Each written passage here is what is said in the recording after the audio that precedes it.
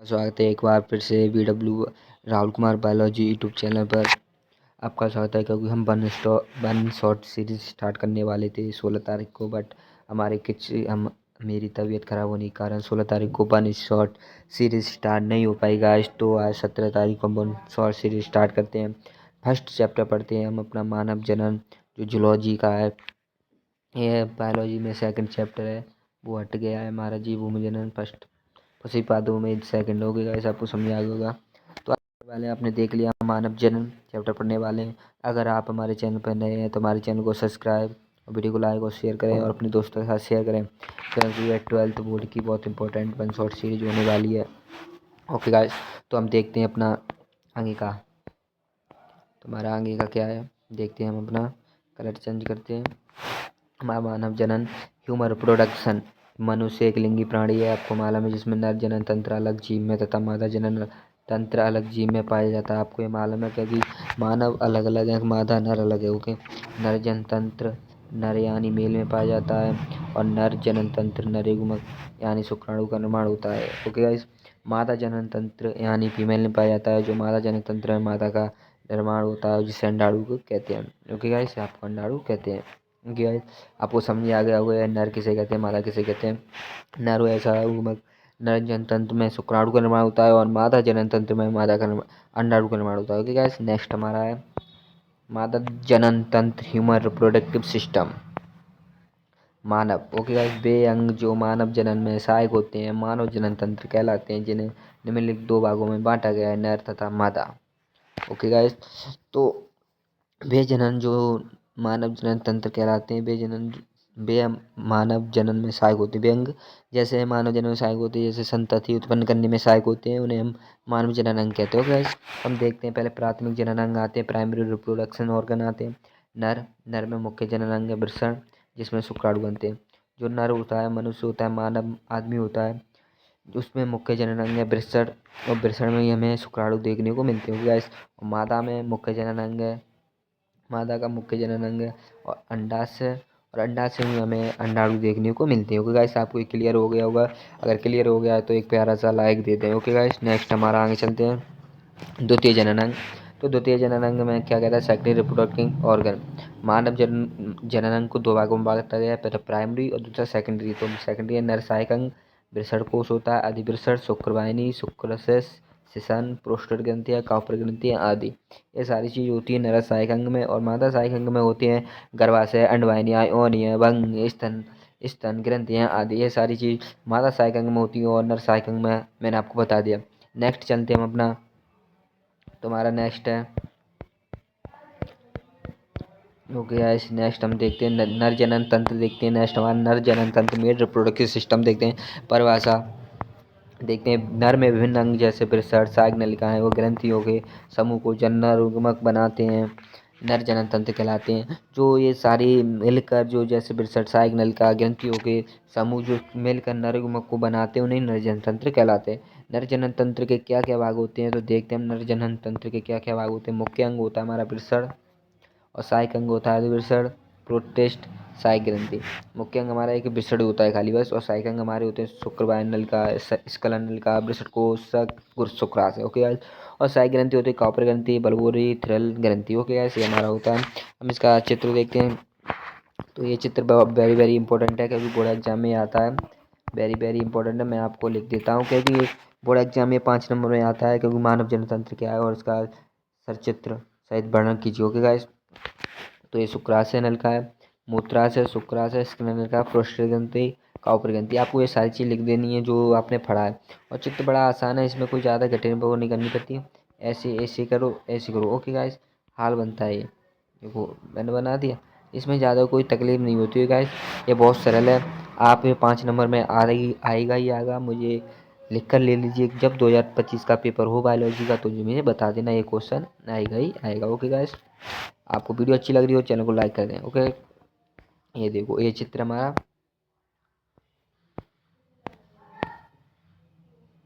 ये हमारा चित्र है। ऐसे देखो ये ऐसे बना के दिखाता हूँ मैं आपको। यहाँ पर ऐसे बनाया, ऐसे बनाया, ऐसे बनाया। ये आपको चित्र बनाना प्रैक्टिस करना है, एक बार करना है। एक बार में सही नहीं आए 1 बार करना है, 2 बार, 3 बार, 4 बार, 5 बार, 10 बार प्रैक्टिस करना, आपको सही बनने आ जाएगा। ओके गाइस, नेक्स्ट चलते, हमारा नेक्स्ट है, ये देखो, मुख्य प्राथमिक अंग हम पढ़ते हैं वृषण। तो हमारा मुख्य प्राथमिक अंग जो होता है उसे वृषण कहते हैं। तो जो पुरुषों में वृषण होते हैं वो एक जोड़ी होते हैं। पुरुषों में एक जोड़ी वृषण टेस्टिस कहलाते हैं, उदर से बाहर स्थित होते हैं। ये उदर से बाहर स्थित होते हैं, एक थैलीनुमा संरचना होती है उसमें स्थित होते हैं। गैस थैलीनुमा संरचना में पाए जाते हैं, जिसे वृषण कोश स्कॉर्टम कहते हैं। ये जो वृषण है ये शरीर के बाहर उदरग्वाम से स्थित होते हैं, जिसे थैलीनुमा संरचना कहते हैं, उसे स्कॉर्टम कहते हैं। वृषण एक अंडाकार 4 से 5 सेंटीमीटर लंबा और 2 से 3 सेंटीमीटर चौड़ा, ये बाहर से 2 झिल्लियों से घिरा होता है। आंतरिक झिल्ली वृषण के अंदर अंतर्वृत्त होकर 250 से 300 कोष्ठकों का निर्माण करती है, जिसे वृषण पल्लियाँ कहते हैं। जो आंतरिक झिल्ली होती है वो अंदर मुड़कर ऐसे फोल्ड होकर 250 से 300 कोष्ठकों का निर्माण करती है, जिसे हम वृषण पालिका कहते हैं। ओके गाइस, नेक्स्ट देखते हैं, नेक्स्ट टॉपिक क्या है। तो ये देखो, ये वृषण की रचना है। ये वृषण की रचना ऐसे हो, हमारे आपने देखा होगा, ये वृषण है, ये रहा, ये रचना वृषण की रचना, ये शुक्रवाहिका है, आपको दिख रहा होगा, ये वृषण है, ये वृषण चला गया, टुंडका विजाइना है, इस शुक्राणु नलिका है। ओके गाइस, आगे देखते हैं हम अपना क्या है, शुक्र जनन नलिका की आंतरिक संरचना पढ़ते हैं हम। आंतरिक संरचना क्या है, तो वृषण के अंदर शुक्र जनन नलिकाएं होती हैं। इसके भीतर 3 प्रकार की कोशिकाएं होती हैं, शुक्र जनन कोशिकाएं, सटोली कोशिकाएं, अंतराली कोशिकाएं। इन कोशिकाओं के हम अध्ययन करेंगे कि इन कोशिकाओं का कार्य क्या है। तो आगे देखते हैं, हमारा पहला नंबर क्या आ जाता है, शुक्राणु जनन कोशिका। तो फर्स्ट नंबर की हमारी शुक्राणु जनन कोशिका थी। तो ये नर जननी कोशिका होती है, जो अर्धसूत्रीय विभाजन द्वारा शुक्राणु स्पर्म का निर्माण करती है। ओके, ये नर जनन कोशिका होती है जो अर्धसूत्रीय विभाजन द्वारा शुक्राणु स्पर्म का निर्माण करती है। ओके, हम भी देखते हैं सटोली कोशिका आती है जो पोषण देती है। ये पिरामिड आकार की कोशिका है जो बनते हुए नरयुग्मक कोशिका को पोषण प्रदान करती है। ये शुक्राणु नरयुग्मक जो बनते हैं उन्हें कोशिका को पोषण प्रदान करती है। ओके गाइस, नेक्स्ट हमारा क्या है, तो नेक्स्ट हमारा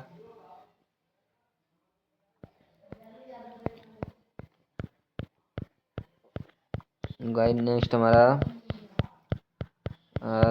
अंतराली कोशिका था नेक्स्ट हमारा। तो नेक्स्ट हमारा अंतराली कोशिका है, सी नंबर का अंतराली कोशिका है, लीडिंग कोशिका से दो नाम है। वृषण पाली में शुक्र जनन नालिकाओं के चारों ओर अंतराली अवकाश होता है। इसमें कई छोटी छोटी रक्त वाहिकाएं या लीडिंग कोशिकाएं होती हैं, इसे अंतराली कोशिकाएं या लीडिंग कोशिकाएं कहा जाता है। ओके, टेस्टोस्टेरोन का स्राव करती है। इनकी कुछ कोशिकाएं प्रतिरक्षात्मक भी होती हैं। ओके गाइस, नेक्स्ट आगे सहायक या द्वितीयक अंग। हमारा सहायक या द्वितीयक अंग क्या होते हैं, तो सहायक द्वितीयक अंग बहुत इंपॉर्टेंट है, पढ़ना चाहिए। वृषण कोश होता है, वृषण कोश जिसे थैलीनुमा संरचना में उपस्थित होता है उसे वृषण कोश कहते हैं। वृषण कोश उदर के बाहर इसलिए उपस्थित होता है जिसमें वृषण का तापमान शरीर के तापमान से 2 डिग्री सेंटीग्रेड से 3 डिग्री सेंटीग्रेड कम होना चाहिए, क्योंकि शरीर का तापमान होता है 37 डिग्री सेंटीग्रेड, तो इनका तापमान होना चाहिए 35 डिग्री से 34 डिग्री सेंटीग्रेड। ओके गाइस, अधिवृषण पढ़ते हैं हमारा। अधिवृषण क्या है, अधिवृषण हमारा शुक्रवाहिका है, वृषण से निकलकर वृषण के पक्ष सतह पर अधिवृषण में खुलती है। अधिवृषण पतली व लंबी नलिका के अत्यधिक कुंडल से बनी होती है, इसमें शुक्राणु के परिपक्वन का कार्य होता है। जब वृषण बन जाता है तो शुक्राणु अधिवृषण में आते हैं, तो यहाँ पर इनका परिपक्वन होता है। ओके गाइस, आगे चलते हमारा आगे है शुक्रवाहक नलिका। तो शुक्रवाहक नलिका जिसमें अधिवृषण के पक्ष भाग से निकलकर ये शुक्रवाहक नलिका उधर तक जाकर मूत्रा से ऊपर एक लूप बनाती है ऐसा। ओके गाइस, अब ये स्खलन नलिका का क्या कार्य है हम यहाँ देखते हैं। अच्छी वीडियो लग रही हो तो चैनल को सब्सक्राइब जरूर कर दें। उदरग्वाह में शुक्राशय से निकली एक नलिका शुक्रवाह में खुलती है, दोनों मिलकर एक स्खलन नलिका कहलाती है। ओके गाइस, स्खलन नलिका कहलाती है। और सेशन तो आपको पता है क्या है, तो हम पढ़ते हैं। जो सेशन है बाह्य जनन क्रिया है। मूत्र नलिका सेशन के रास्ते बाहर खुलती है। मूत्र नलिका वीर्य मूत्र दोनों का परिवहन करती है। जो सेशन मार्ग होता है उसमें एक मूत्र नलिका होती है, वो वीर्य का भी निर्माण करती है और मूत्र दोनों का परिवहन करती है, क्योंकि एक ही मार्ग होता है हमारा, ऐसे होता है, ये हमारा एक ही मार्ग है। यहाँ पर ये वीर्य भी आ रहा है और ये मूत्र भी आ रहा है, तो एक ही मार्ग होता है। और शुक्राशय ये एक जोड़ी मूत्राशय के पीछे स्थित होते हैं, एक जोड़ी मूत्राशय के पीछे स्थित होते हैं जस्ट तथा ये वीर्य का लगभग 60% भाग बनाते हैं। जो ये शुक्राशय है वीर्य का एक 60% भाग बनाते हैं। ओके गाइस, नेक्स्ट देखते हैं हमारा नेक्स्ट क्या है। तो हमारा नेक्स्ट है सहायक ग्रंथियाँ। हमने सहायक अंग पढ़ लिया, अब सहायक ग्रंथियों की बारी आई। तो सहायक ग्रंथि हमारी हैं,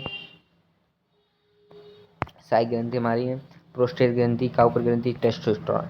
तो प्रोस्टेट ग्रंथि पढ़ते हैं। प्रोस्टेट ग्रंथि क्या कहती है? एक सघन ग्रंथि है जो मूत्र नलिका के आधार के चारों ओर होती है। वीर्य का लगभग 20 से 25% भाग बनाती है। हो गया, ये 20 से 25% भाग बनाती है। और शुक्र वो हमारा 60% बनाती थी। तो ये 70 से 80, तो इन्होंने बना दिया 80 से 85। वो क्या, कॉपर ग्रंथि होती है, इसका श्रावण सेशन में स्नेह स्नेह का कार्य करता है। ये एक जोड़ी होता है। ये जो कॉपर ग्रंथि है, जब स्त्री और पुरुष संभोग करते हैं तो उसमें ये स्नेहन का कार्य करती है, प्रेम को बढ़ाती है। ओके गाइस, टेस्टोस्टेरोन क्या कहता है? जो टेस्टोस्टेरोन हमारा ये नर हार्मोन है जो अंतराली कोशिकाओं से स्रावित होता है। नर जनन अंगों के विकास और शुक्राणु परिपक्वन में सहायक है। जो टेस्टोस्टेरोन है ये एक नर हार्मोन है जो अंतराली कोशिका से स्रावित होता है, हमने पढ़ा था। ये नर जनन अंग के विकास को शुक्राणु परिपक्वन में सहायता करता है। होगा, ये शुक्राणु को परिपक्वन करता है। ओके, स्त्री जनन तंत्र के बारे में पढ़ते हमारा नेक्स्ट टॉपिक आ गया, स्त्री जनन तंत्र आ गया। तो स्त्री जनन तंत्र भी महत्वपूर्ण है, तो ये भी 5 नंबर में पूछा जाता है। ओके गाइस, तो हम पढ़ते हैं अपना इसकी डेफिनेशन जो चलते हैं गाइस, डेफिनेशन की तरफ चलते हैं। तो देखते हैं डेफिनेशन क्या कहती है। लेट्स देखते हैं। स्त्री जनन तंत्र जनन प्रक्रिया के अतिरिक्त भी कई कार्यों का निर्वहन करती है, जैसे निषेचन, भ्रूण का विकास, गर्भाधारण, दुग्धन आदि स्त्री जनन तंत्र के भाग हैं। ये सारे जनन तंत्र के भागों का इसमें भी द्वितीय या मुख्य अंग या द्वितीय सहायक अंग होते हैं। जैसे इसमें प्राथमिक अंग अंडाशय ओवरी हो गया, द्वितीय अंग इसमें अंडवाहिनी ओविडक्ट, गर्भाशय उटेरस, गर्भाशय ग्रीवा सर्विक्स योनि, ये द्वितीय सहायक अंग हो गया। इनको हम डिटेल में पढ़ते हैं, आगे देखते हैं हम क्या है। तो डिटेल में देखते हैं हम, ये हमारा चित्र आ गया, ये स्त्री जनन तंत्र की संरचना है। ओके गाइस, ये अंडवाहिनी है हमारी, ये देख रहे हो, ये जो है ये अंडवाहिनी है और ये अंडाशय है, ये पकड़े है, और गर्भाशय यूट्रस, और ये एंडोमेट्रियम की दीवार है। ये दीवारें जब जब पीरियड होते हैं तब ये दीवार टूटती है और इनके माध्यम से खून बाहर निकलता है, यही होता है। योनि, गर्भाशय ग्रीवा, गर्भाशय। ओके गाइस, ये 5 पार्ट आपको याद रखने हैं। अगर आपके एग्जाम में क्वेश्चन आता है तो आपके 5 पार्टों को डिटेल में लिखना है और इनके उदाहरण भी लिखने हैं। ओके गाइस, नेक्स्ट देखते हैं हम क्या कहता है। प्राथमिक या मुख्य अंग, इनकी डेफिनेशन पढ़ते हैं। अंडाशय, यह मादा का प्राथमिक यौन लैंगिक अंग है जो मादा युग्मक अंडक का निर्माण, स्टेरॉयड हार्मोन का उत्पादन करता है, हार्मोन का भी उत्पादन करता है। ओके, उधर के नीचे दोनों ओर एक एक अंडाशय एक जोड़ी होती है। प्रत्येक अंडाशय 2 से 4 सेंटीमीटर लंबी, 1.5 सेंटीमीटर चौड़ी तथा लगभग 1 सेंटीमीटर मोटी बादाम के आकार की रचना होती है। ये हमारे ये टॉपिक जरूर याद रखने हैं क्योंकि जो नीट की तैयारी कर रहे हैं उसमें ये पूछा जा सकता है। ओके गाइस, आगे हमारा ये श्रेणी व्यक्ति पेल्विक बेल से लिगामेंट द्वारा उदरीय गुहा में लटके होते हैं। ये जो पेल्विक श्रेणी होती है उसमें ये लिगामेंट द्वारा अटके होते हैं। क्या अंडाशय की भी संरचना देखते हैं। अंडाशय क्या कहता है? तो अंडाशय की आंतरिक संरचना ये है केंद्रीय, इसमें जो ये है केंद्र के केंद्रीय, और जनक एपिथेलियम, ये जनक एपिथेलियम है, और ये पर्दीय, ये जो पर्दीय और ये जननिक एपिथेलियम। ओके गाइस, आगे देखिए हम आगे क्या कहता है। तो आगे हमारा यही पढ़ाया जाएगा इसके बारे में जो हमने अंडाशय का चित्र देखा, अंडाशय के बारे में बताया जाएगा। देखते हैं हम अंडाशय के बारे में क्या कहता है। गाइस ये क्या हो गया, गड़बड़ हो गया कुछ मामला यहाँ पर। आ गए हम उस वापस पॉइंट पर, आगे अपने देखो। प्रत्येक अंडाशय बाहर की ओर एक पतली जनन एपिथेलियम है, एपिथेलियम से स्थित होता है। अंदर अंडाशय पीठ का स्टोमा होती है। मैं आपको शॉर्ट वर्क ये बताता हूँ क्वेश्चन हल करने का। जैसे अगर आपके उसमें आता है कि अंडाशय क्या है, इसकी संरचना लिखिए, तो आपको अंडाशय का चित्र बना लेना है बारी, और बस उसकी जो 4 हमने वो पढ़ी थी वो बता देने। जैसे इसमें जिसमें 2 भाग हैं, परिधीय कॉर्टेक्स, केंद्रीय मेडुला। अंडाशय के मेडुला भाग में अनेक अंडाकार गोल संरचनाएं बिखरी होती हैं। इसे प्राथमिक पुट्टिकाएं प्राइमरी पॉलिकल से अंडाशय पुट्टिकाएं कहती हैं। कि प्राथमिक पुट्टिकाएं परिपक्वन होकर ग्राफियन पॉलिकल बनाती हैं। जो हमारी प्राथमिक पुट्टिकाएं परिपक्वन होकर ग्राफियन पॉलिकल बनाती हैं। ये आपको क्लियर हो गया होगा। आगे चलते आप पढ़ते हैं हम सहायक अंग के बारे में। जो हमारा पहला सहायक अंग है वो अंडवाहिनी। ये क्या है इसको हम डिटेल में पढ़ते हैं। बट अगर आपको वीडियो अच्छी लग रही हो तो हमारे चैनल को सब्सक्राइब और वीडियो को लाइक और शेयर जरूर कर दें। ओके गाइस, नेक्स्ट पढ़ते हैं हम। एक जोड़ी पेशी नलिकाकार होती है। ओके गाइस, अंडाशय से गर्भाशय तक इसकी गुहा पश्चिमापी एपिथेलियम से स्थित होती है। ओके गाइस, प्रत्येक अंडवाहिनी में 3 भाग हैं। प्रत्येक अंडवाहिनी में 3 भाग होते हैं, आपको मालूम है। आप देखते हैं कौन से 3 भाग होते हैं। तो पहला होता है कीपक, इनफंडिबुलम, तुम्बिका, एम्पुला, संकीर्ण पथ, स्टमस। ओके गाइस, इनको हम पढ़ेंगे। अब पढ़ते हैं दूसरा गर्भाशय। गर्भाशय क्या कहता है? मादा में केवल एक गर्भाशय पाया जाता है। ओके गाइस, आपको मालूम है कि मादा में केवल एक गर्भाशय पाया जाता है, जिसे बच्चादानी कहते हैं। ये 8 सेंटीमीटर लंबी खोखली पेशी होती है। इसमें रक्त की प्रचुर मात्रा में पूर्ति होती है। ये भी श्रोणि व्यक्ति से लिगामेंट द्वारा जुड़ी होती है, क्योंकि ये श्रोणि ऐसे होता है तो यहाँ पर ये जुड़ी होती है। ओके, इसके ऊपरी भाग में फैलोपियन ट्यूब नलिका में खुलता है। इसका ऊपरी भाग जो होता है वो फैलोपियन नलिका में खुलता है। ऐसे ऐसे बना होता है हमारा चित्र, तो फैलोपियन नलिका में खुलता होगा। हम देखते हैं खुलता है। निचला संकीर्ण भाग गर्भाशय ग्रीवा सर्विक्स में खुलता है, कहलाता है। ओके, गर्भाशय व्यक्ति के 3 हिस्से होते हैं, एंडोमेट्रियम, एंडोमेट्रियम। देखते हैं हम कौन कौन से 3 हिस्से होते हैं। तो इनके 3 हिस्सा देखते हैं हम। तो हमारा 3 हिस्से कौन कौन से हैं हम जल्दी से देखते हैं गाइस। देखो ये रहा। पतला झिल्ली में परिगर्भाशय, मध्य मोटा गर्भाशय, पेशी स्तर मध्य, आंतरिक ग्रंथिल स्तर, अंत स्तर। ओके गाइस, योनि देखते हैं। गर्भाशय पतली ग्रीवा द्वारा योनि में बदलता है। योनि मैथुन के समय से पुरुष से वीर्य ग्रहण करने का कार्य करती है। जब महिला और आदमी सेक्स करते हैं या संभोग करते हैं तो पतली द्वारा योनि बदलता है। गर्भाशय पतली ग्रीवा द्वारा योनि बदलता है। योनि मैथुन के समय से पुरुष से वीर्य ग्रहण का कार्य करती है। ओके गाइस, आपको समझ में आ गया होगा। अब बाह्य जननांग पढ़ते हैं। हमारा बाह्य जननांग है एक्सटर्नल ऑर्गन। स्त्री में वृत्त ओष्ठ, लघु ओष्ठ, हाइमन हुए, बक्षेप स्त्री के बाह्य जननांग है। ये हमारे स्त्री में वृत्त ओष्ठ, लघु ओष्ठ, हाइमन, बक्षेप स्त्री के बाह्य जननांग है। इन्हें हम डिटेल में पढ़ेंगे। हाइमन क्या होता है, बक्षेप क्या होता है, लघु ओष्ठ क्या होता है, ओष्ठ क्या होता है। हम इनके लिए अलग से डिटेल में वीडियो बना देंगे। गाइस देखते हैं इसका चित्र। देखो ये बक्षेप होता है। ये होता है हमारा जो ये आपको रोम दिख रहे हैं, ये जनन सेल है, जो जनन सेल है। और ये जो दिख रहा है आपको, ये हमारी योनि की संरचना है। ओके गाइस, यहाँ पर जो आपको ये दिख रहा है ये बक्षेप कहलाता है और ये मूत्र छिद्र कहलाता है। यहाँ पर 3 छिद्र होते हैं। ये मूत्र छिद्र कहलाता है और हाइमन कहलाता है। जो हाइमन बिल्कुल कागज से भी पतली होती है, उसकी योनि के ऊपर होती है, इसे सील बोलते हैं। ओके गाइस, ये भाग कहता है, वोल्वा कहलाता है, ये लघुष्ठ कहलाता है, ये वृत्तकोष्ठ कहलाता है। ओके गाइस, आपको समझ में आ गया होगा। अगर आप चाहते हैं कि हम इनकी डिटेल में वीडियो बनाएं तो कमेंट में हमें यस करके बताएं। ओके गाइस, देखते हैं हम आगे। तो आपको समझ में आ गया होगा। ये हमारे रोम है, जनन सेल कहलाते हैं। आपको सारी चीज़ समझ में आ गए होंगे। अब आगे देखते हैं हम स्तन ग्रंथि। स्तन ग्रंथि का चित्र देखते हैं। ये क्वेश्चन बहुत आता है कि स्तन ग्रंथि का चित्र बनाइए और चित्र बन कीजिए। ओके, स्तन ग्रंथि आपको दिख रही होगी, आप देख लेना। मैं PDF डाल दूंगा टेलीग्राम पर। ओके गाइस, आगे देखते हैं हम। आगे हमारा क्या है? तो आगे हमारा है स्तन ग्रंथि सभी मादा स्तनधारियों का विलक्षण है। गाइस, अगर आपको क्वेश्चन आए 5 नंबर में तो ये वो चित्र बना देना और सारे पॉइंट लिख देना, आपको एग्जाम में 5 नंबर अस्ते दे जाएगा, मेरी गारंटी है। स्तन ग्रंथि से सभी मादा स्तनधारियों का विलक्षण है। स्तनों में भिन्न मात्रा में बसा हुआ ग्रंथि ऊतक होते होगी। गाइस, सेकंड पॉइंट हमारा, प्रत्येक स्तन में 15 से 20 में ग्रंथि ऊतक की पालियाँ होती हैं।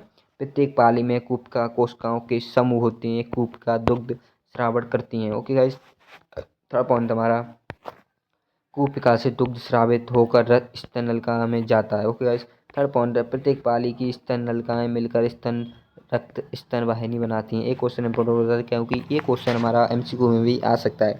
प्रत्येक पाली की स्तन नलिकाएं मिलकर क्या बनाती हैं? तो स्तन वाहिनी बनाती हैं। ओके गाइस, तो प्रत्येक स्तन वाहिनी तुमिका बनाती है जो दुग्ध वाहिनी से जुड़ा होता है। ओके गाइस, आगे देखते हैं आगे क्या कहता है हमारा। तो आगे कहता है हमारा युग्मक जनन पढ़ते हैं, गैमेटोजेनेसिस पढ़ते हैं। तो गैमेटोजेनेसिस में क्या कहता है तो देखते हैं। जनन एपिथेलियम की कोशिकाओं द्वारा युग्मक निर्माण की क्रिया को युग्मक जनन गैमेटोजेनेसिस कहते हैं। जैसे इसमें कहा गया है कि जनन के एपिथेलियम की कोशिकाओं द्वारा, जो जननिक एपिथेलियम होता है उनकी कोशिकाओं द्वारा युग्मक निर्माण की प्रक्रिया को हम गैमेटोजेनेसिस कहते हैं। नर में युग्मों के निर्माण की क्रिया को शुक्र जनन या स्पर्मेटोजेनेसिस कहते हैं। ओके, ऐसे मादा में युग्मों के निर्माण की क्रिया को अंड जनन या oogenesis कहते हैं। आपको समझ में आ गया होगा, क्योंकि ये MCQ में भी आ सकते हैं। जैसे माता में गौ निर्माण की क्रिया को क्या कहा जाता है, जैसे नर में शुक्रों के निर्माण की क्रिया को क्या कहा जाता है। ओके, अब पढ़ते हैं शुक्र जनन स्पर्मेटोजेनेसिस। वृषण में स्थित द्विगुणित जननिक एपिथेलियम कोशिकाओं जिन्हें स्पर्मेटोगोनिया कहते हैं में अर्धसूत्री विभाजन द्वारा अगुणित कार्यशील शुक्राणु का निर्माण शुक्र जनन कहलाता है। ओके गाइस, यह प्रक्रिया शुक्र जनन लड़का में होती है। इस प्रक्रिया को 2 भागों में बांटा गया है। 2 भाग देखते हैं कौन कौन से हैं। शुक्राणु पिस्सू या स्पर्मेटोइड का निर्माण, जैसे शुक्राणु पिस्सू या स्पर्मेटोइड का निर्माण। ओके गाइस, नेक्स्ट देखते हैं हम आगे अपना पार्ट कौन सा हमारा। तो नेक्स्ट हमारा दूसरा हमारा ये है, दूसरा हमारा ये है। तो इसका दूसरा क्या है, दूसरा हमारा ये है स्पर्मेटिक या शुक्राणु स्पर्म में रूपांतरण अर्थात शुक्राणु जनन या स्पर्मेटोजेनेसिस कहलाता है। ओके गाइस, अब फर्स्ट पॉइंट पढ़ते हैं। हमने जो फर्स्ट पढ़ा था उसकी हम डिटेल में चर्चा करते हैं। जैसे क्या है, तो ये है शुक्राणु पिस्सू या स्पर्मेटोइड का निर्माण। ओके गाइस, तो आगे देखते हैं आगे क्या कहलाता है। आप हमें सपोर्ट कीजिए, हम इससे भी अच्छा कंटेंट लाएंगे, क्योंकि अभी हमने शुरुआत की है तो हमारा ये लो मीडियम चल रहा है। अगर आप हमें सपोर्ट करेंगे तो हमारा जल्दी ही अच्छा कंटेंट क्रिएटर आ जाएगा। ओके गाइस, आप चिंता ना लें, क्योंकि हम वही पॉइंट पढ़ा रहे हैं जो रिवीजन के महत्वपूर्ण हैं, क्योंकि यहाँ शॉर्ट नोट्स बनाए गए हैं। ओके गाइस, ये लॉन्ग नोट्स नहीं है। आप चाहें तो इस PDF से हमारे टेलीग्राम चैनल से जाकर भी ले सकते हैं, जो हमारे चैनल पर लिंक मिल जाएगा डिस्क्रिप्शन में। एक क्रिया जनन काल में प्रारंभ होती है, इसे निम्न प्रवास्थ में बांटा गया है। गुण प्रवास्था मल्टीप्लिकेशन फेज। जननिक एपिथेलियम की कुछ कोशिकाएं आकार में बड़ी होकर अन्य कोशिकाओं से भिन्नता प्रकट करती हैं, इन्हें प्राथमिक जनन कोशिकाएं कहते हैं। इसमें कई बार समसूत्री विभाजन होता है, जिसके फलस्वरूप स्पर्मेटोगोनिया शुक्र जनन कोशिका का निर्माण होता है, जो एक मल्टीप्लिकेशन फेज है। इसमें कई बार समसूत्री विभाजन भी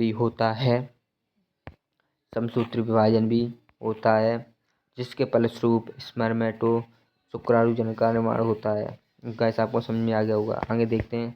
आगे हमारा वृद्धि प्रावस्था, जैसे ग्रोथ फेज आता है। ग्रोथ फेज में क्या कहता है, इस प्रावस्था में स्पर्मेटोगोनिया कोशिका वृद्धि करके प्राथमिक शुक्राणु कोशिका प्राइमरी स्पर्मेटोसाइट में बदल जाती है। आपको पास सारे पॉइंट पढ़ लेने हैं। ओके गाइस, ये हमारा पॉइंट है, इसको भी पढ़ लेना आपको अच्छी तरह से, क्योंकि ये भी पूछा जाता है। तो हम दूसरे नंबर की डेफिनेशन को पढ़ते हैं। दूसरे नंबर की डेफिनेशन ये है। ओ गाइस, तो देखते हैं इसमें क्या कहता है। तो इसके देखते हैं। तो ये हमारा अचल नॉन मोटिल गोलाकार शुक्राणु पिस्सू स्पर्मेटिड्स का रूपांतरित होकर सक्रिय अचल शुक्राणु में बदल जाना शुक्राणु जनन कहलाता है। तो इसमें पूछा जा सकता है शुक्राणु जनन क्या कहलाता है। तो बदल जाना गोलाकार शुक्राणु पिस्सू स्पर्मेटिड्स का रूपांतरित होकर सक्रिय या अचल शुक्राणु बदल जाना ही शुक्राणु जनन कहलाता है। आपको ध्यान रखना है। ओके गाइस, और चैनल को सब्सक्राइब करके जाना है, ये भी ध्यान रखना है। गाइस, आगे देखते हैं आगे क्या है। इस प्रक्रिया में शुक्राणु इस पिस्सू या स्पर्मेटिड्स की गोलजीकरण शुक्राणु का स्क्रोसोम बनाती है। ओके गाइस, तुम्हारा चैनल का नाम है राहुल कुमार। आप इतना डालेंगे यूट्यूब पर, आपको ऑलरेडी सर्च मार जाएगा रघुमा बायोलॉजी, आपको उस पर दबा देना, आ जाएगा। ओके गाइस, आगे चलते। तो आगे हमारा क्या है, तो आगे पढ़ते हैं हम। आगे शुक्राणु का चित्र है। ये शुक्राणु का चित्र बहुत इंपॉर्टेंट है, क्योंकि 2 नंबर में पूछा जा सकता है। शुक्राणु संरचना एक्रोसोम, ऊपर एक्सोसोम, केंद्रक, ये केंद्रक, दुरदस्त माइटोकॉन्ड्रिया। ये माइटोकॉन्ड्रिया से रिलेटेड 1 नंबर में पूछा जा सकता है। आपको क्वेश्चन जैसे ये पूछ लेगा कि माइटोकॉन्ड्रिया शुक्राणु के किस भाग में स्थित होता है, या एक्रोसोम में, या शुक्राणु में माइटोकॉन्ड्रिया कहाँ स्थित होता है। ये 2 तरह से क्वेश्चन को मांगे पूछता है। माइटोकॉन्ड्रिया शुक्राणु में कहाँ स्थित होता है, शुक्राणु माइटोकॉन्ड्रिया कहाँ स्थित होता है। तो आपको बताना मध्य भाग में। ओके, मध्य भाग में माइटोकॉन्ड्रिया स्थित हो रहा है, मिडिल फेस में। ओके गाइस, आगे चलते हैं। आगे हमारा क्या है, तो प्रत्येक शुक्राणु पतले और लंबे होते हैं, जिन्हें केवल सूक्ष्मदर्शी से की सहायता से ही देखा जा सकता है। इसके भिन्न भाग होते हैं, जैसे हेड। ये शुक्राणुओं का शीर्ष भाग है, जिसमें बड़ा तथा अगुणित केंद्रक होता है, जिसके आगे एक टोपी नुमा संरचना होती है, जिसे एक क्रोमोसोम कहा जाते हैं। यह निषेचन के समय अंडाणु के झिल्ली को नष्ट करता है। जब एक अंडाणु होता है जाता है तो निषेचन के समय अंडाणु को नष्ट करता है। ओके, नेक ये छोटा भाग होता है, इसमें 2 तारक केंद्र होते हैं, जैसे अग्रस्थ तारक केंद्र, इर्ष्ट तारक केंद्र। अब आगे पढ़ते हैं, मिडल भाग पढ़ते हैं। मिडल पार्ट ये मोस्ट इम्पोर्टेंट है। इस भाग को शुक्राणु का शक्ति गृह कहते हैं, क्योंकि इसमें माइटोकॉन्ड्रिया पाया जाता है। सूक्ष्म नलिकाएं होती हैं जिसमें माइटोकॉन्ड्रिया पाया जाता है। देखो आगे माइटोकॉन्ड्रिया पाया जाता है, जो शुक्राणु को गति प्रदान करने के लिए ऊर्जा देता है। एटीपी बनाता है, गति प्रदान करने के लिए ऊर्जा देता है। शुक्राणु कौन ऊर्जा देता है? तो माइटोकॉन्ड्रिया देता है, जो मध्य भाग में पाया जाता है। ओके गाइस, आगे देखते हैं हम। आगे हमारा टेल पूछे शुक्राणु का अंतिम लंबा भाग है। अंतिम लंबा भाग है जो दीर्घ की झिल्ली से बना होता है। ये भी गति देती है, क्योंकि एक गति का भी कार्य करती है। गाइस नेक्स्ट देखते हैं हमारा। नेक्स्ट क्या है तुम्हारा? नेक्स्ट है, ये तो हमने पढ़ लिया था गाइस। ये मान लिया। ओके गाइस, ये पढ़ते हैं। अन्य जनन पढ़ते हो, शुक्राणु जनन पढ़ाता है। ओके गाइस, अन्य जनन में शिश्न गुणित अंड मात्र कोशिकाएं गोनिया से अधोश्रुति विभाजन द्वारा अगुणित परिपक्व मादा युग्मक का निर्माण अन्य जनन कहलाता है। एक स्त्री के अंडाशय में अंड जनन की प्रक्रिया तभी प्रारंभ हो जाती है जब वो स्त्री अपने माँ के गर्भ में होती है। इसी पूरे अंडाशय में कई अवस्थाएं होती हैं। ये क्या कहा गया है, इसको हम समझते हैं। जैसे इसमें कहा गया है जब वो स्त्री अपनी माँ के गर्भाशय में होती है, जैसे जब लड़की अपनी माँ के गर्भाशय में होती है तभी से उसके अंदर ये प्रक्रिया चालू हो जाती है अंड जनन की। भ्रूणी अवस्था में हो जाती है। आपको पता चलना चाहिए कि भ्रूणी अवस्था में चालू हो जाती है। और जो लड़का होता है उसमें शुक्राणु कब आते हैं? तो वह 13 वर्ष की उम्र में आते हैं। ओके गाइस, आगे चलते हैं। आगे हमारा ये सारे उसी के जैसे हैं। आपको ये सारी चीज़ पढ़ लेनी चाहिए। आप देख लेना, ये सारी चीज़ पढ़ लेना। इसमें ज़्यादा लॉन्ग वीडियो हो जाएगा हमारा, इसलिए हम ये नहीं पढ़ते। हो गया। वृद्धि प्रावस्था ग्रोथ भी ये उसी प्रकार की, जैसे ये प्रावस्था लंबी है जो प्रौढ़ावस्था से प्रारंभ हो जाती है और जब तक परिपक्व अवस्था में नहीं आती तब तक ये बनी रहती है। इस प्रावस्था में गोनिया की कोशिकाएं तत्वों को ग्रहण करके आकार में बड़ी होती है। इनका केंद्रक भी लंबा आकार में बड़ा होता है। हो गया। परिपक्व अवस्था को पढ़ लेनी चाहिए, ये सारी चीज़ पढ़ लेनी चाहिए। जैसे अर्धसूत्री विभाजन अंडोत्सर्जन के समय होता है, जबकि अर्धसूत्री विभाजन निषेचन के समय होता है। ओके गाइस, आपको ये पढ़ लेना चाहिए। नेक्स्ट देखते हैं तुम्हारा। नेक्स्ट क्या है? तो नेक्स्ट हमारा ये हमारा अंडाणु की संरचना है। ये आपको अंडाणु की संरचना भी देखनी चाहिए, क्योंकि ये 2 नंबर में आ सकता है, 2 नंबर मार्क्स में आ सकता है। मैं आपको कंप्यूटर क्वेश्चन भी चिन्ह लगाते जा रहा हूँ, very very important. Okay guys, आगे देखते हैं हम। इसके बारे में पढ़ते हैं, इसके पॉइंट क्या कहते हैं। तो इसके पॉइंट कहते हैं अंडाणु के मध्य में से एक केंद्र एन पाया जाता है। एन पाया जाता है। अंडाणु को चारों ओर एक परत पाई जाती है जिससे जोना पेलिसुडा कहते हैं। जोना पेलिसुडा पाई जाती है। बाहर की ओर एक परत होती है जिसे कोरोना रेडियोटा कहते हैं। इसमें 2 परत पाई जाती हैं। बाहर की तरफ होती है उसे जोना पेलिसुडा कहते हैं, जो अंदर की तरफ होती है उसको कोरोना रेडियोटा कहते हैं। हो गया। आगे पढ़ते हैं। आतव रजोदरम मेंस्ट्रुअल साइकिल ये क्या होती है, ये पढ़ते हैं। मादा में रजोधर्म यौवनारंभ प्रारंभ होता है। ये 12 से 13 वर्ष की आयु काल में प्रारंभ होता है तथा 45 से 50 वर्ष की आयु तक चलता है, समाप्त हो जाता है। ओके गाइस, निषेचन में ना होने की दिशा में गर्भाशय की दीवार तथा अंडाशय में चक्रीय परिवर्तन होता है। इस चक्र को मासिक चक्र कहते हैं। यह चक्र लगभग 28 दिन का होता है, आपको मालूम होगा। इसके बाद रुधिर का स्राव शुरू हो जाता है। इसी रुधिर के साथ अनिषेचित नष्ट हो चुका अंडा भी योनि मार्ग से बाहर आता है, जिसे एंडोमेट्रियम दीवार कहते हैं, टूटता है। ओके गाइस, मासिक धर्म कहते हैं। रुधिर स्राव लगभग 4 से 5 दिन तक होता है।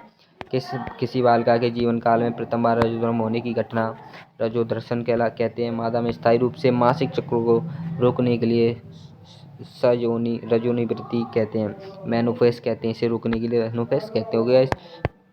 आगे देखते हैं। तो आगे हमारा क्या है, तो आगे देखते हैं। FSH LH हार्मोन के नियंत्रण से ही ये प्रक्रिया होती है। जो रजोधर्म है, रजोवृत्ति है, ये प्रक्रिया किसके कारण होती है? तो ये FSH हार्मोन और ल्यूटिलाइन हार्मोन के कारण ही होती है। 2 हार्मोन है जिसके कारण ये प्रक्रिया होती है। क्या निषेचन का क्या महत्व है? बहुत इंपॉर्टेंट टॉपिक है, ये क्वेश्चन आ सकता है 2 नंबर में। आगे देखते हैं इसका क्या महत्व। तो इसका महत्व देखते हैं। निषेचन द्वितीयक अंडक को अर्धसूत्री विभाजन सेकंड पूर्ण करने के लिए प्रेरित करता है। निषेचन द्विगुणित अवस्था अर्थात मनुष्य में 2n 2n का मतलब 23 इक्वल 40 हो गया। इसकी पूर्णावस्था करता है। यह दो जनकों के गुणों को मिलाकर अनुवांशिक विविधता पैदा करता है। यह हम अगले चैप्टर में पढ़ सकते हैं। आगे प्राथमिक दल अंतरोपण, primary cleavage and in implantation, निषेचन के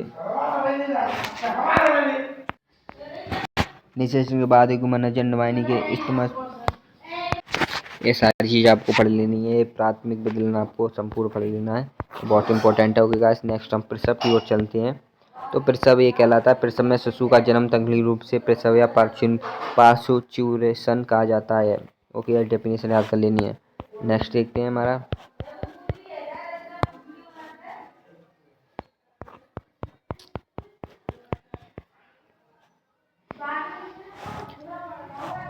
आगे चलते हैं। यहाँ इसकी तीन मुख्य अवस्था होती हैं। इनकी तीन मुख्य अवस्था होती हैं प्रसव की। तो पहली अवस्था है, पहली अवस्था में गर्भाशय की ग्रीवा में फैला प्रसरण शिशु को बाहर आने का मार्ग सुलभ कराता है।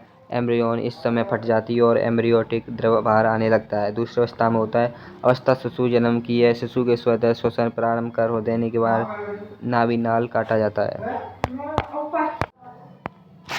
इसकी तीन मुख्य अवस्था होती है। हमने तीनों मुख्य अवस्था पढ़ लिया है गाइस। आगे देखते हैं प्रसव एवं जटिल तंत्र की अंतःस्रावी क्रिया, दुग्ध श्रावण या लैक्टेशन देखते हैं। सगर्भता के समय स्त्री की स्तन ग्रंथियों में अनेक बदलाव होते हैं। स्तन ग्रंथियों में हुए विभिन्न कारण यह सगर्भता की समाप्ति के आने पर दुग्ध स्थापना प्रारंभ कर देती होगी। गाइस आपको समझा रहा होगा मैं क्या कहना चाह रहा हूँ। शिशु के जन्म के बाद स्तन ग्रंथियों द्वारा दुग्ध का उत्पादन दुग्ध श्रावण कहलाता है। गाइस जो शिशु के जन्म के बाद स्तन ग्रंथियों द्वारा दुग्ध का उत्पादन होता है, जो शिशु जन्म के बाद ही होता है। मानवीय दूध में शिशु के पोषण के लिए पोषक पदार्थों का आदर्श संतुलन होता है। दुग्ध श्रावण के प्रारंभिक कुछ दिनों तक निकलने वाला दुग्ध प्रथम स्तन या खीस कहलाता है। जो बच्चा होने के बाद जो दुग्ध हमारे प्रारंभ दिनों में निकलता है उसे खीस कहते हैं। ओके गाइस, मैं आशा करता हूँ आपको यहाँ तक सारी चीज़ समझ में आई होगी। तो आज की वीडियो में इतना ही। हमारा ये पार्ट चैप्टर कंप्लीट होता है। अब आज का चैप्टर हमारा 1 शॉट कंप्लीट हुआ। अगला चैप्टर देखेंगे हम बॉटनी का पढ़ेंगे, पुष्पीपादों में लैंगिक जनन। आप रिवीजन करके जरूर लाएं। ओके गाइस, तो अगर आपको वीडियो पसंद आई हो तो चैनल को लाइक, सब्सक्राइब और कमेंट जरूर करें, और वीडियो को शेयर करें अपने दोस्तों के साथ, जिससे वो 12th की परीक्षा वो भी देख सकें और बैक बोर्ड एग्जाम को पास कर सकें। 99% लाने का सपना है मेरा। ओके गाइस, आप ज़रूर टॉप करें। तब तक आप राहुल कुमार बायोलॉजी चैनल को सब्सक्राइब करके रखें नेक्स्ट पार्ट आने तक। ओके गाइस, और हमारा 10th क्लास की 1 शॉट BW वाला E2 सीरीज़ पे चल रही है, उसे भी आप देख लें। तो BW वाला जो 1 शॉट है वो 17 तारीख की एब्सेंट रही, क्योंकि मेरी तबीयत कुछ ख़राब है। जो BW वाला पर सुबह 17 तारीख क्लास आने वाली थी 6 AM पर, वो इसलिए बंद है क्योंकि मेरी सुबह तबीयत डाउन थी इसलिए। ओके गाइस, तो अगर आपको वीडियो अच्छी लगी तो चैनल सब्सक्राइब और लाइक और शेयर और कमेंट जरूर करें, और जब तक वीडियो देखते रहें। धन्यवाद। Thanks for watching.